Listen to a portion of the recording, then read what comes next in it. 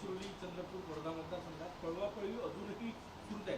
सगळे अपक्ष शिंदे सेनेचे उभाठीचे सगळे नगरसेवक पिकनिकला गेलेले आहेत। आता त्यांना पुढे कोणाला गेले हे काही मला सांगायची गरज नाही। अजूनही उमेदवार फायनल होत नाही।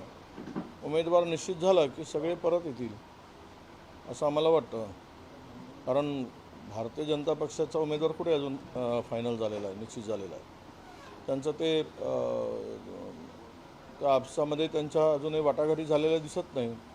त्यामुळे यावर शेवट आत्तापासून चर्चा करण्यापेक्षा उमेदवार निश्चितीनंतर आपण यावर चर्चा करू। बकरी ईद आज आहे। कल्याणमध्ये दुर्गाडी परिसरात तणाव आहे। इकडे मुस्लिम बांधव नमाज अदा करायला गेले तर तिथे दोन्ही शिवसेनेचे कार्यकर्ते काय दोन्ही शिवसेनेचे कार्यकर्ते त्या परिसरात म्हणजे तणाव निर्माण झाला। म्हणजे आता हा देश मध्ये हे जे काही वातावरण ध्रुवीकरण धार्मिक तेढ हे आता यांचा धंदाच झालेला आहे। तो हा म्हणजे या सरकारचा मला वाटतं की यांनी जाहीरनाम्यातच टाकायला पाहिजेत। कशाला संविधानाची भाषा करायची। म्हणजे ज्या पद्धतीनं म्हणजे दोन धर्मामध्ये तेढ निर्माण करण्याचं काम सातत्यानं सुरू आहे। त्यांतले मंत्री फार असंवेदनशील आहेत। त्यांना काही त्या पदावर राहून शपथ घेतली त्या शपथेचा भंग ते करत आहेत। अशा सरकारमधून काय अपेक्षा ठेवायची आणि अशा लोकांच्याकडून काय अपेक्षा ठेवायची। यांना हिंदू मुस्लिम हा लोक जनता महागाईनं त्रस्त आहेत। लोकांना हा पूर्ण डिझेल पेट्रोलमुळं त्रस्त आहेत। तर हे सगळं असताना यांना तेवढं याच्यावर पडदा काय टाकायचा। तर मग असा तणाव निर्माण करायचा आणि जे आवश्यक किंवा महत्त्वाचे प्रश्न आहेत त्या प्रश्नाला बगल द्यायची। हा राजरोसपणे यांचा धंदा आहे। म्हणजे जनतेच्या भावना भडकवायच्या, तणाव निर्माण करायचा, राजकारण करायचं आणि लोकांना मारायचं। पेट्रोल आणि डिझेलची आणखी दरवाढ होण्यात आहे। 5 ते 7 रुपयापर्यंत आणखी वाढतील अशी शक्यता आहे। अगोदर महागाईने होरपडल्याने प्रत्येक गोष्टीचे म्हणजे 5-7 काय टप्प्याटप्प्याने पुढच्या महिन्याभरामध्ये 1.5 महिन्यामध्ये 150 रुपये डिझेल झालेला दिसेल, 170 रुपये पेट्रोल झालेला दिसेल। कारण तेच ते काय सांगू आता। एकदा सांगितल्यानंतर ज्या पद्धतीनं देश चालवला जात आहे हा देश खड्ड्यात टाकण्यासाठी चालवला जात आहे। देशातील गरीब माणूस, देशातील मध्यमवर्गीय माणूस हा मरणारच आहे। याला मारायसाठीच हे सरकार आलेलं आहे। एअर इंडियानं इंधन दरवाढीमुळे काही फ्लाईट्स कपात केली, 20% फ्लाईट्स कपात आहे देशात डोमेस्टिक फ्लाईट। नाही तरी पण आता इंधनचा तुटवडा नाही हे सरकार सांगत असेल आणि या सरकारकडून महायुतीकडून किंवा त्या केंद्रीय मंत्र्यांच्याकडून भारतीय जनता पक्षाचं सरकार महाराष्ट्रातलं हेच सांगत आहे की तुटवडा नाही। आता जर काल RC बुक पाहून डिझेल दिला पाहिजे ट्रॅक्टरचा। आता ट्रॅक्टर म्हणजे शेतकरी ट्रॅक्टर वापरतो कशासाठी। आता त्याला जर RC बुक पाहून जर द्यायला लागले याचा अर्थ तुटवडा आहे हे मान्य करा। डिझेल पेट्रोलची आता फार मोठी किल्लत आहे आणि भविष्यातही होणार आहे। आता एअर इंडियाचे विमान 20% झाले आहेत। उद्या इथून अनेक विमानं नागपूरवरून रद्द होणार आहेत।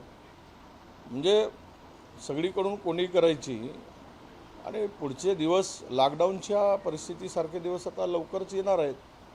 त्यामुळे आम्ही जनतेला आवाहन करतो आहे की आता तुम्ही असलेले पैसे जे काय ते सुरक्षित ठेवा। कुठे फार काही गुंतवणूक करू नका सरकारच्या भरोशावर विश्वास ठेवून। ती गुंतवणूक केली की ते पण परत येणार नाहीत। कारण बँकाही रिकाम्या केल्या आहेत। रिझर्व्ह बँक रिकामी केली आहे।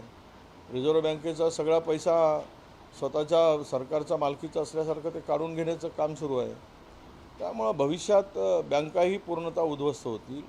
त्यामुळे बँकेत असलेला पैसासुद्धा शिल्लक राहणं आहे तो परत मिळणार की नाही ही परिस्थिती उद्भवणार आहे। त्यामुळे सगळ्याच बाजूनं देश संकटात आहे, अडचणीत आहे आणि फक्त इव्हेंटवर त्यांनी आता पुन्हा भर दिला आहे। तुम्ही सांगितल्याप्रमाणे की पुन्हा हे धार्मिक तेढ पसरवतील आणि लोक मरत आहेत त्याकडे यांचं लक्ष राहणार नाही, लोकांचा जीव जातो आहे त्याच्याकडे लक्ष राहणार नाही आणि सगळे मूलभूत प्रश्नावर पडदा घालतील. तो कल एसआईआर को लेके सुप्रीम कोर्ट का निर्णय आया, उसके बाद बीजेपी ने विपक्ष पर हमला किया है कि सभी जो चुनाव आयोग की जो पारदर्शी जो रणनीति कार्य है उसके ऊपर संवेद न करें. अरे सुप्रीम कोर्ट का निर्णय को छोड़ दीजिए, क्या निर्णय सुप्रीम कोर्ट के देते हैं हम उसके बारे में टिप्पणी नहीं करेंगे, पर निवडणूक इलेक्शन कमीशन ये भाजपा का दलाल है, इसमें कोई छुपा हुआ नहीं है. हम आज भी कहते हैं, कल भी कहेंगे, परसों भी कहेंगे, जो कार्रवाई करना है उनको करें. एसआईआर के नाम पे जो धिंगाना चल रहा है, जो अपोजिशन के वोट काटने का काम चल रहा है, जो बंगाल में हुआ, जो आसाम में हुआ, जो बिहार में हुआ, बहुत सारे राज्यों में इन्होंने सत्ता इनकी आती ही नहीं थी, वहाँ पे एसआईआर के नाम पे वोट कटवा कर अपोजिशन के, ये एकमात्र धंधे के लिए एसआईआर है. और वो जो कर रहा है वो सब इलेक्शन कमीशन के माध्यम से हो रहा है. जरांगे पाटील यांची आज पत्रकार परिषद आहे. 30 तारखेपासून आंदोलनाचा इशारा पुन्हा एकदा दिलेला आहे.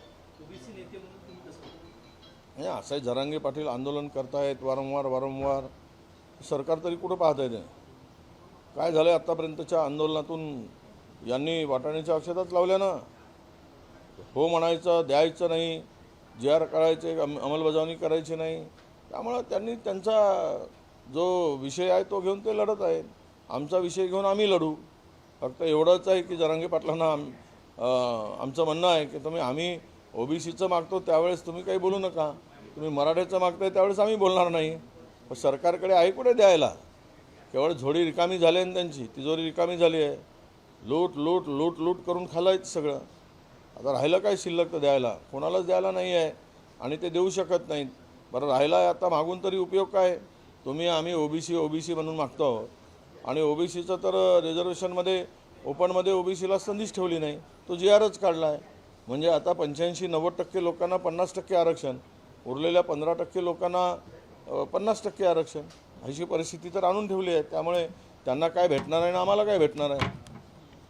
त्यांच्या हातात आमच्या हातात घंटा देतील, त्यांच्या हातात घंटा देतील.